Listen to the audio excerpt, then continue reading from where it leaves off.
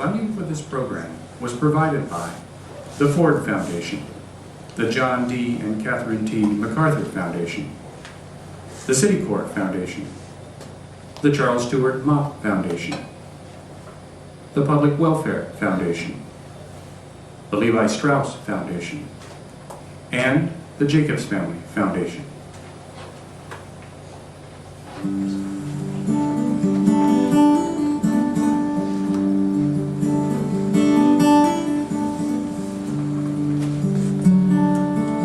I have a college education and I could not find a job.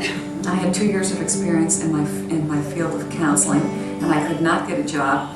The bank was going to foreclose on the house. There was no money, there was no food. I was down to the point where I was getting food from the food pantry. The town was helping me with my electric bill.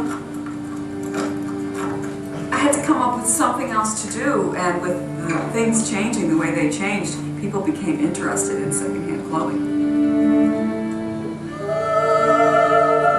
10 million Americans are unemployed or underemployed. For many more, having a job does not guarantee freedom from poverty.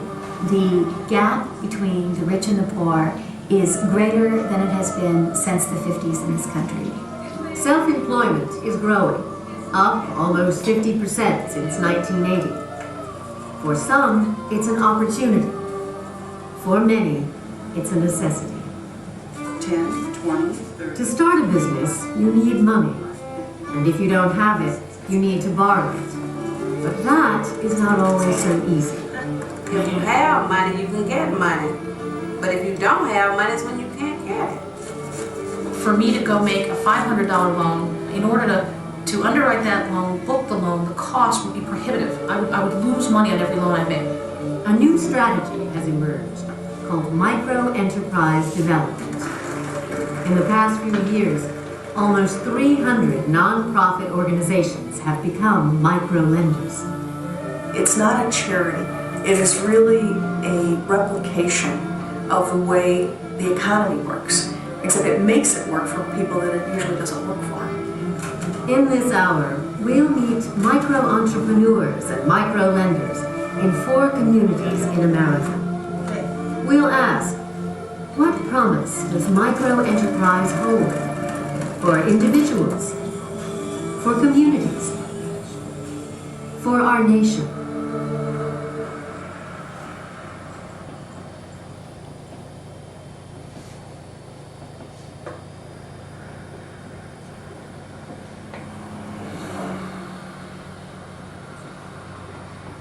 Major forces in our economy are redefining the job market. There are no longer the job at the Ford plant where you have a $12 an hour union job. Those jobs are not there anymore.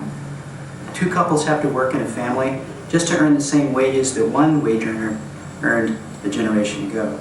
25% of the economy now is a set of people who are workers without any full-time employment. To make full-time wages, they have to work 2 or 3 jobs.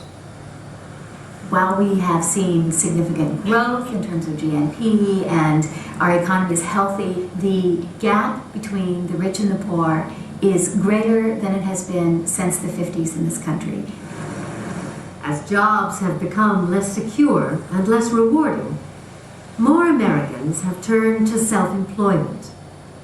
Almost 15% of New England's workforce is self-employed, compared to less than 10% 20 years ago.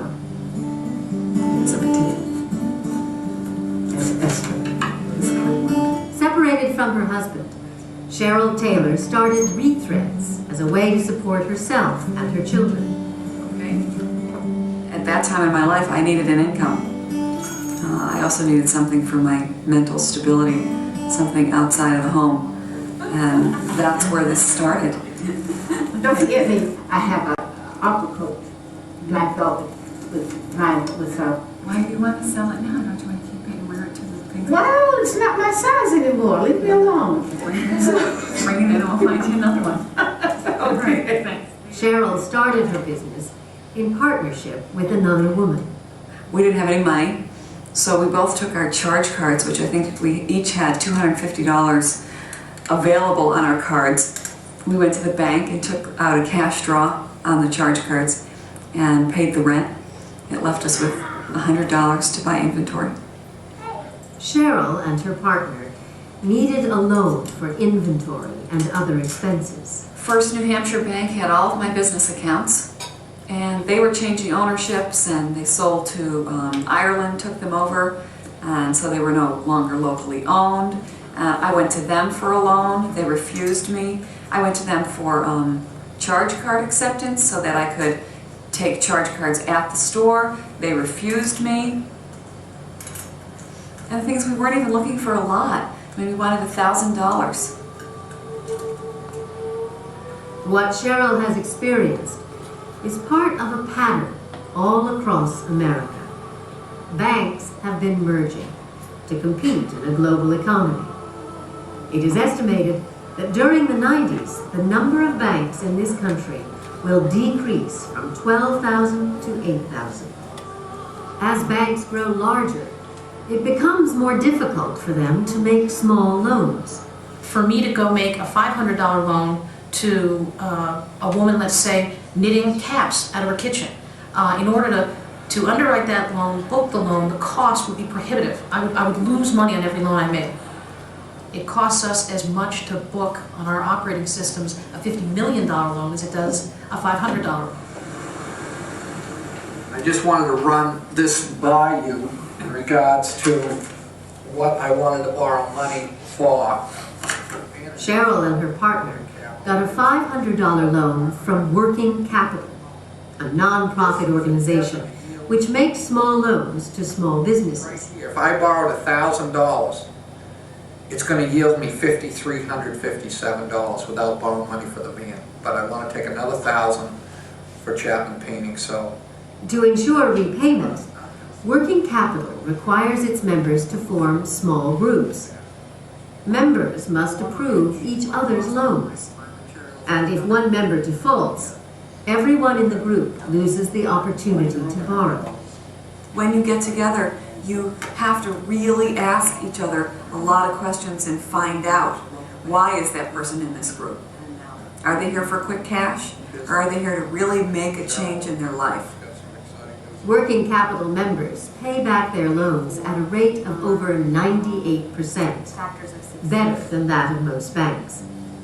Every time I have a creative thought about my business, I can bounce it off of these guys, and they always give me back an honest answer. We've ended up taking certain risks that we would not have taken without the support of each other. And without taking those risks, our businesses would not have grown. Well, I can see where the money is coming back over the next year and a half. Do you have any questions? Why are you still saying it's staying at a $2,000 level? Because that's all my needs right now.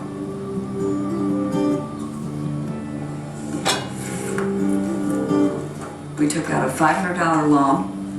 We went from 400 square feet to 750 square feet. Each time we got a loan from Working Capital, we did something that was big enough to make a change in the income, in the sales.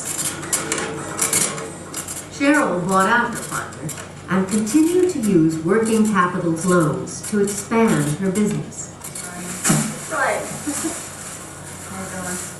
I started with a group of 15 consigners. Now, 7 years later,